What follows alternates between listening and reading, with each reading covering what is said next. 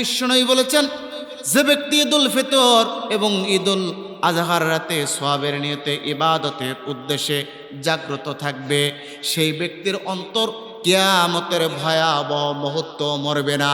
যখন অন্য মানুষের হৃদয়টা মরে যাবে, তখন ওই ব্যক্তির হৃদয়টা কেবলমাত্র জাগ্রত থাকবে। মুফাসসির বলেন, জাগ্রত থাকার অর্থ হলো কিয়ামতের যে বিভীষিকাময় মুহূর্ত আসবে, ভয়াল অবস্থা দ্বারা হবে। দুনিয়ার অন্য মানুষগুলো যদি ওই কিয়ামতের ময়দানে ভয় পায়, কিন্তু যারা ঈদের রাত্রিতে আল্লাহর ইবাদত করে, ওরা ওই ভয় আল্লাহর দরবারে পাবে না। কোন দিন? কিয়ামতের দিন। কারা পাবে না? সবাই কিয়ামতের দিনে ওই ভয়গুলো দেখলো। যারা ঈদের রজনীতে ইবাদত করবে, আল্লাহ রাব্বুল আলামিন তাদের অন্তরটা জিন্দা রাখবে, ওদের মতো ভয় দেখায় মৃত বানাবে।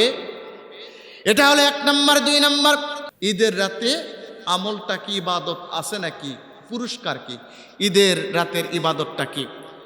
সম্মানিত ভাইরা, আমরা ঈদকে কেন্দ্র করে, ঈদ মানে হলো আনন্দ, যেটা বারবার ফিরে আসে, আনন্দ দেয়, মানুষের হৃদয়কে প্রফুল্ল করে, ওটাই হলো ঈদ।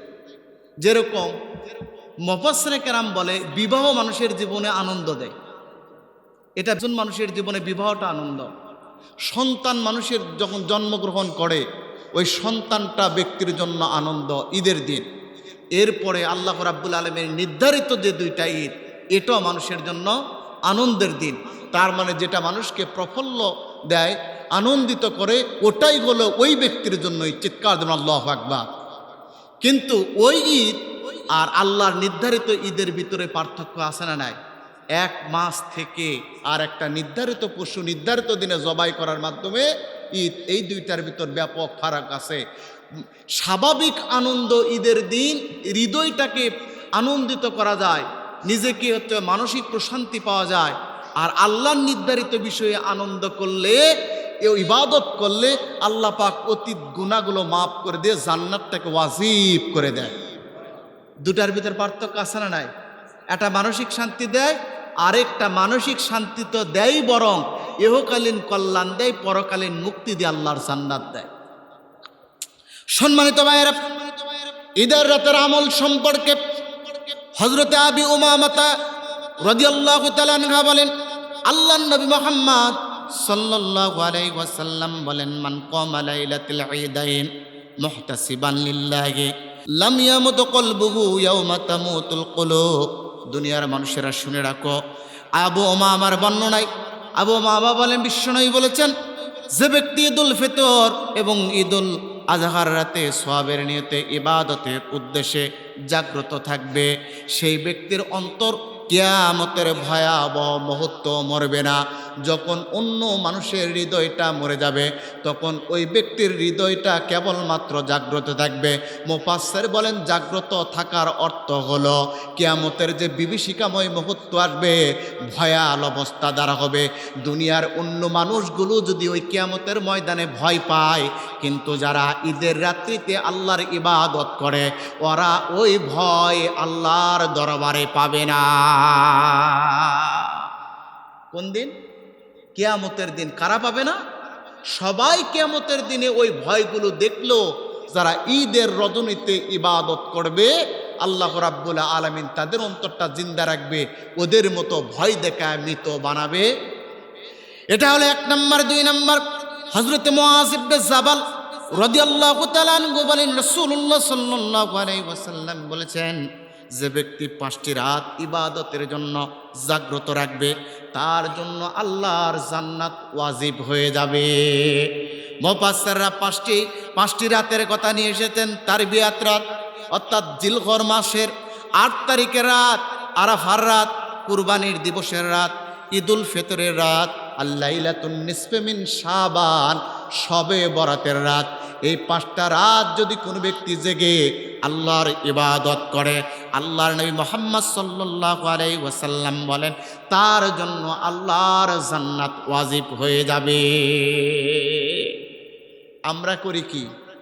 ওই রাতে পটকা ফুটাই, এরপরে বড় বড় ডেক সেট নিয়ে এসে আমরা এলাকার ভিতরে ঢোম ধারাক্কি বাজানো শুরু করি। অথচ ওই রাতে ইবাদত করলে ইবাদত কবুল করে নিয়ে জান্নাত যিনি ওয়াজিব করবেন তিনি কে?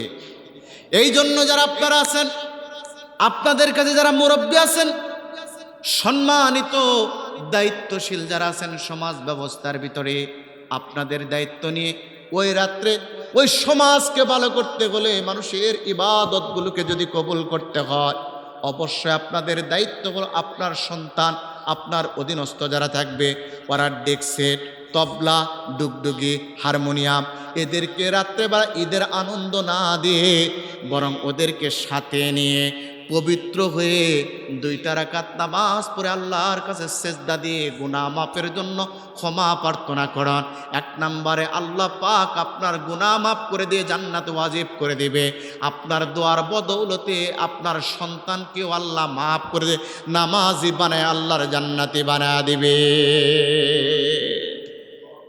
আপনার সন্তানকে জান্নাতি বানানোর দায়িত্ব তো আপনার। আপনি জান্নাতের দিকে না ডেকে জাহান্নামের দিকে ছেড়ে দিয়েছেন, আর ফতোয়া চলতেছে যে ঈদের দিনে সব হয়। কি হয় বলে? ঈদের দিনে সব হয়। 1 মাস রোজা রেখে আপনি মূলধন ধরেন, 1 মাস আপনি একটা কোম্পানিতে চাকরি করেছেন, চাকরি করে সম্পদটা নিয়ে আপনি বাড়ির ভিতরে আপনি ঢুকবেন, না ঢুকে আপনি রাস্তার ভিতরে ওই সম্পদটা যেটুকু স্যালারি পেয়েছেন ওটা রাস্তার মধ্যে ফেলে দিয়ে এসেছেন। বলুন তো বাড়িতে এসে কি শান্তিতে থাকতে পারবেন? 1 মাসের স্যালারি আপনি যেরকম হেলাই ফেলাই বাড়িতে আসার পূর্বেই ফেলে দিলেন, আপনি বাড়িতে এসে শান্তি পাবেন না। মুসলমান ভাইরা, 1 মাস কষ্ট করে রোজা থাকার পর আল্লাহর কাছে ইবাদত বন্দেগী করে মাঠে থেকে আপনি আল্লাহর কাছে দোয়া করে এসে বাড়ি না আসার পূর্বে আপনি বিড়ি আর সিগারেট ধরে গান বাজনায় মত্ত হলেন, আপনার ইবাদত আল্লাহ পর্যন্ত পৌঁছায় না। আছে না নাই? আছে মানে খালি বের হওয়া মাত্র কয় হুজুর কি বাসা পেলাম, হুজুর পায়খানা হয় না, কয় এই টান না মারলে পায়খানা নেই, এতদিন যে কত কষ্টে ছিলাম আজকে সুযোগ পাইছি, হুজুর সারা যায়। এই কাজ করা যাবে না। ঈদের রাতে 3 নম্বর আমল করবেন, ইবাদত করবেন। আল্লাহ নবী বলছেন, মান সাল্লা লাইলাতাল ফিত্র ওয়াল আদহা লাম ইয়ামুতু কলবুহু ইয়াওমা তামুতুল কলুব। আল্লাহ নবী বলছেন, শোনো, ঈদুল ফিতরের রজনীতে আর ঈদুল আজহার রজনীতে যারা ইবাদতের উদ্দেশ্যে জাগ্রত থেকে আল্লাহর রাস্তায় নামাজ আদায় করে, সেই ব্যক্তির হৃদয়টাকে আল্লাহ পাক কখনো মৃত দেয় না। কিয়ামতের ময়দানে তার হৃদয়টা মৃত হবে না। যেমন অন্য মানুষের হৃদয়টা মৃত হয়, কিন্তু যারা ঈদুল ফিতর আর ঈদুল আজহার রজনীতে আল্লাহ কি সেজদা দেয়, নামাজে দাঁড়ায়, সারা রাত জেগে জেগে ইবাদত করে, ওই ব্যক্তির হৃদয়টা আল্লাহ কিয়ামতেও মরায় না। সেই হৃদয়ের মূল্য আছে না নাই? জীবিত হৃদয়ের মূল্য বেশি না মৃত হৃদয়ের? কার কার? জীবিত মানুষের মূল্য বেশি না মৃত মানুষের? আমাদের এখানে লিডার ভাই আছে, আর রুবেল ভাই আজকে যদি শোনে যে বিকালবেলা রুবেল ভাই 3টার দিকে মারা যাবে, 1জন লোক রুবেল ভাইয়ের পিছনে কোনো কর্মী থাকবে না। থাকবে? কালকে আজ যদি বলে আজকে 3টার পর থেকে রুবেল ভাই আর বিছানা থেকে উঠতে পারবে না, 1জন ব্যক্তি থাকবে না। থাকবে? জীবিত থাকতে অসুস্থ হয়ে বিছানায় পড়ে গেলে কর্মী পাওয়া যায় না, আর মৃত মানুষের বুঝি কর্মী পাওয়া যায়? আল্লাহ নিজের বউ ঘরের ভিতরে থাকে না, কয় বের কর, ঘুম হয় না। ঠিক না? তার মানে বলো, এই যে আপনি ইবাদত করবেন না, হৃদয়টা মৃত হৃদয় নিয়ে যখন আল্লাহ রাব্বুল আলামিনের সামনে আপনি দাঁড়াবেন, আপনার ভিতরে ভয় পাবে। আল্লাহ রাব্বুল আলামিনের যত কিছু দেখবেন তত হৃদয়টা ভয় করে আরো প্রকম্পিত হয়ে যাবে। আর যদি আপনার ইবাদত থাকতো, হৃদয়টা যদি সক্রিয় সচল জীবিত থাকতো, আল্লাহর ইবাদত করতেন, তাহলে আপনার ওই সময় ভয় থাকতো না, বরং আল্লাহ নিজে দায়িত্ব নিয়ে আপনার হৃদয়টা মারত না। এই জন্য 1 নম্বরে এই ঈদের রজনীতে আমরা ইবাদত করে কাটাবো এই হাদিসটা নিয়ে এসে মুফাসসিররা হাদিস বেত্তাগণ বর্ণনা করতেছেন যে কোনো ব্যক্তি যদি ঈদের রজনীতে আল্লাহর কাছে কোনো কিছু চায়, অন্য সময় আল্লাহ তার হাতটা ফিরে দেয়, কিন্তু 5 রজনীর অন্যতম একটা রজনী হলো ঈদুল ফিতর বা ঈদুল আজহার রজনী। এই রজনীতে কোনো ব্যক্তি যদি চায় আল্লাহ হাতটা ফিরাইতে লজ্জাবোধ করে, বান্দা চাওয়া মাত্র আল্লাহ পাক কবুল করে নেয়। তাহলে কার কি সমস্যা, আমরা রাত্রেবেলা জাগ্রত হয়ে আল্লাহর কাছে চাইব ইনশাআল্লাহ।